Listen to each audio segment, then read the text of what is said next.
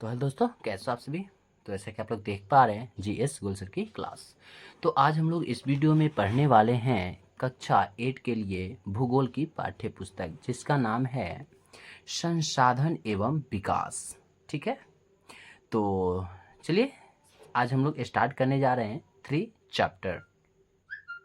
तो 3 चैप्टर के नाम है कृषि। ठीक है, तो आज कृषि से रिलेटेड जितने भी क्वेश्चन हैं उनको आज हम लोग जानने वाले हैं। तो चलते हैं, हम लोग बढ़ जाते हैं अभ्यास प्रश्न की ओर। तो यहाँ पे पहला क्वेश्चन है, निम्नलिखित प्रश्नों के उत्तर दीजिए। ठीक है, इस पहला क्वेश्चन के लिए हमारा 5 क्वेश्चन दे रखा है।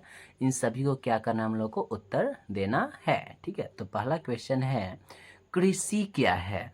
क्या है कृषि, क्या है यानी कि जो कृषि है वो क्या है। आइए हम लोग इसका आंसर जान लेते हैं। तो इसका आंसर है कृषि की फसलों, फलों, सब्जियों, फूलों को उगाना और पशुपालन संबंधित सभी क्रियाएं कृषि कहलाती है। ठीक है, यानी कि जितने भी फसल, फल, सब्जियां, फूल, ये सभी का उगाना और पशु से संबंधित जितने भी क्रियाएं हैं वो सब क्या हमारा कृषि है। और कृषि एक क्या है, प्राथमिक क्रिया है ना। कृषि जो है एक प्राथमिक क्रिया है। तो इसका आंसर हम लोग जान गए। तो चलिए बढ़ जाते हैं क्वेश्चन नंबर 2 की ओर। तो क्वेश्चन 2 है और कह रहा है कि उन कारकों का नाम बताइए जो कृषि को प्रभावित कर रहे हैं। ठीक है, हमको उन कारकों को नाम बताना है जो कि कृषि में बाधा डाल रहे हैं, यानी कि प्रभावित कर रहे हैं। ठीक है, तो आइए इसका आंसर हम लोग जान लेते हैं। तो हम लोग लिखेंगे कि कृषि को प्रभावित करने वाले कारक पहला हो जाएंगे स्थलाकृत, है ना, स्थलाकृत। दूसरा है मृदा और तीसरा है जलवायु। ठीक है, तो अब देख लेते हैं हम लोग क्वेश्चन नंबर 3।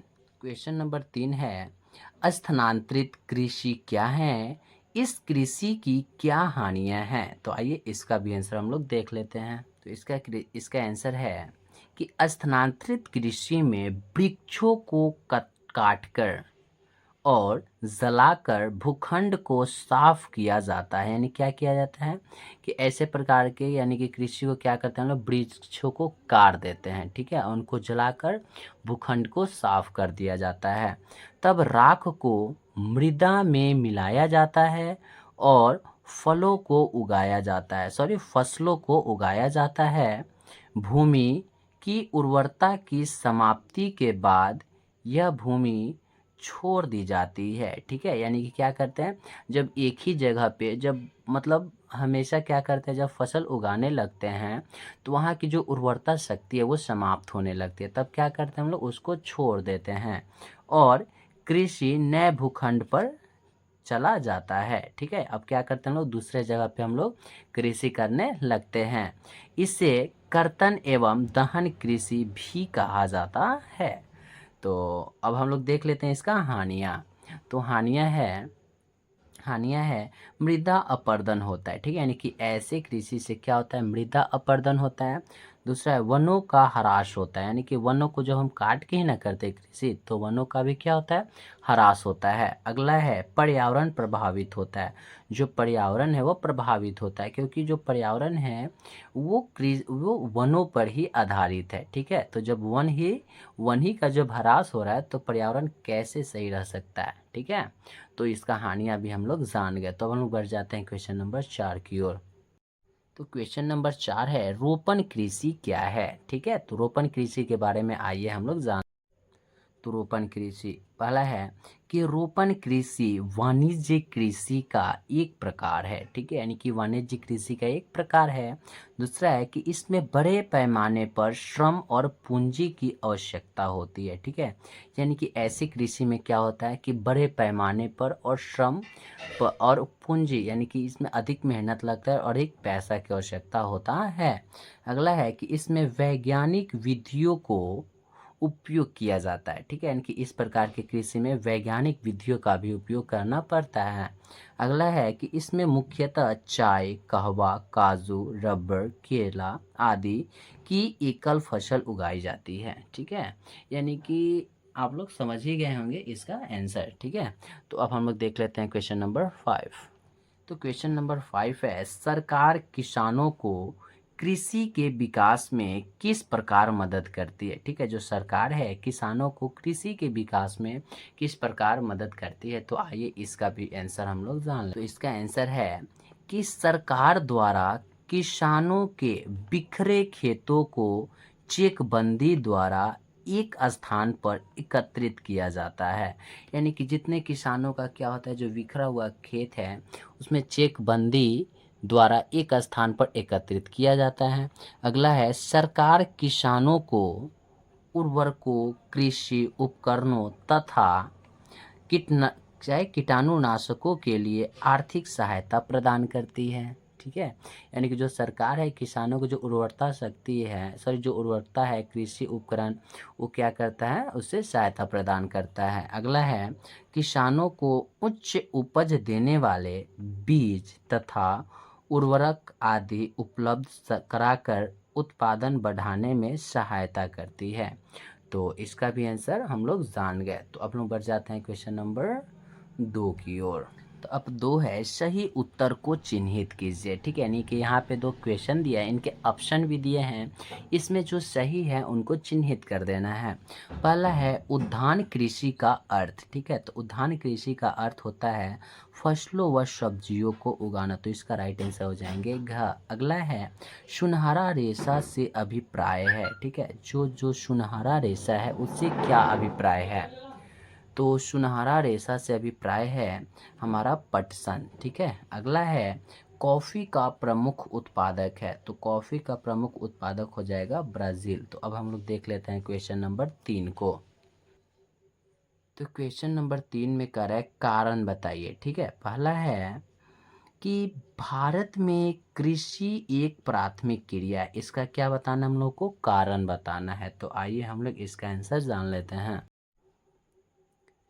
तो इसका आंसर हो जाएगा प्राथमिक क्रियाओं के अंतर्गत उन सभी क्रियाओं को शामिल किया जाता है जिनका संबंध प्राकृतिक संसाधनों के उत्पादन और निष्कर्षण से होता है। भारत की कृषि में फसलों, सब्जियों, फूलों को उगाना और पशुपालन शामिल है। ये सभी क्रियाएं प्राथमिक क्रियाओं के अंतर्गत आती है, इसलिए कृषि एक प्राथमिक क्रियाएं हैं। तो ठीक है, अब हम लोग देख लेते हैं अगला क्वेश्चन।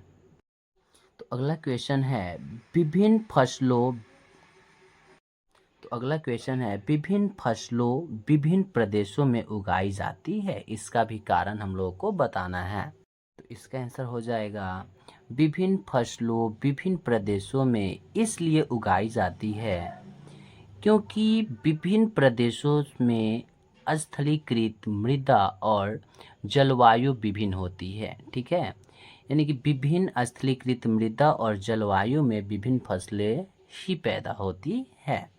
तो आई होप आप लोग ये इस क्वेश्चन का भी आंसर बहुत अच्छे से जान गए होंगे। तो हम लोग बढ़ जाते हैं क्वेश्चन नंबर आगे की ओर। तो क्वेश्चन नंबर 4 है कि अंतर स्पष्ट कीजिए। ठीक है, अंतर स्पष्ट करना। पहला क्वेश्चन है प्राथमिक क्रियाओं और तृतीय क्रियाएं। ठीक है, इनको क्या करना है, अंतर बताने के प्राथमिक क्रिया और तृतीय क्रिया में अंतर क्या है। तो आइए इसका भी आंसर जान लेते हैं। तो ये रहा प्राथमिक और तृतीय क्रियाएं में अंतर। प्राथमिक क्रियाएं में है पहला कि जिन क्रियाओं का संबंध प्राकृतिक संसाधनों के उत्पादन और निष्कासन से होता है, ये है प्राथमिक क्रिया। तृतीय है कि जिन क्रियाओं का संबंध प्राथमिक और द्वितीय क्रियाओं के सेवा कार्यों द्वारा संयोग प्रदान करना होता है। और प्राथमिक क्रियाएं में अगला है कृषि, मत्स्य, वानिकी और प्राथमिक क्रियाओं के उदाहरण हैं। तृतीय क्रियाएं हैं कि यातायात, बैंकिंग, स्वास्थ्य, शिक्षा, बीमा आदि तृतीय क्रियाओं के उदाहरण हैं। तो आई होप आप लोग इस क्वेश्चन का भी आंसर बहुत अच्छे से जान गए होंगे। तो अब हम बढ़ जाते हैं क्वेश्चन नंबर 2 की ओर। क्वेश्चन नंबर 2 है कि निर्वाह कृषि और गहन कृषि में अंतर बताना है हमको। तो ठीक है, आइए जान लेते हैं। एक तरफ डाल देंगे निर्वाह कृषि, एक तरफ गहन कृषि। तो निर्वाह कृषि में एक नौ लिखेंगे कि यह कृषक परिवार की आवश्यकताओं को पूरा करने के लिए की जाने वाली कृषि निर्वाह कृषि कहते हैं। गहन कृषि भूमि के एक छोटे टुकड़े पर अधिक परिश्रम द्वारा अधिक उत्पादन प्राप्त किया जाता है, यह है गहन कृषि। अगला है निर्वाह कृषि में 2 नंबर कि निर्वाह कृषि के अंतर्गत एक वर्ष में केवल एक ही फसल उगाई जाती है। ठीक है, गहन कृषि में है कि गहन कृषि के अंतर्गत एक वर्ष में एक से अधिक फसलें उगाई जाती है। अगला है कि इसमें कृषि के परंपरागत तरीके उपयोग में लाए जाते हैं। इसमें है कि इसमें प्रति इकाई पूंजी और श्रम की मात्रा अधिक होती है। तो आई होप आप लोगों को यह वीडियो बहुत अच्छा लगा होगा, तो प्लीज़ लाइक और सब्सक्राइब करना ना भूलें।